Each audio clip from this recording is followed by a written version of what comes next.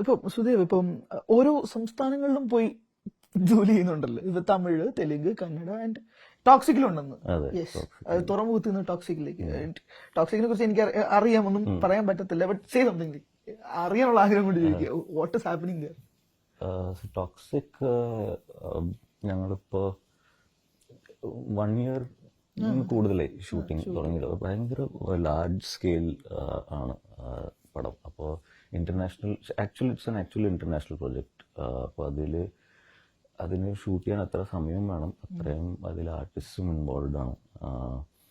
അപ്പോൾ ഇനിയും we have almost 1/4 of the shooting still remaining.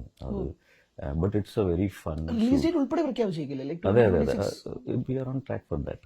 അതെ ബട്ട് നമ്മൾ ടെക്നീഷ്യൻസ്, ഇപ്പോൾ രാജീവേട്ടൻ, ഗീതുവാണ് അത് ഡയറക്റ്റ് ചെയ്യുന്നത്.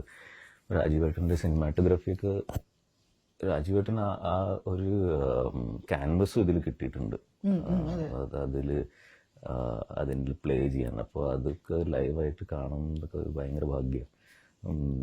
ആൻഡ് എനിക്കിതിൽ luckily one of the primary ക്യാരക്ടേഴ്സാണ്. അപ്പോൾ ഇതിൽ ത്രൂ ഔട്ട് എൻ്റെ പ്രസൻസ് ഉണ്ട്. അപ്പോൾ അതുകൊണ്ട് ഫുൾ ഫിലിം ഞാൻ വിറ്റ്നസ് ചെയ്തിട്ടുണ്ട്. അപ്പോൾ that's been A very rewarding experience.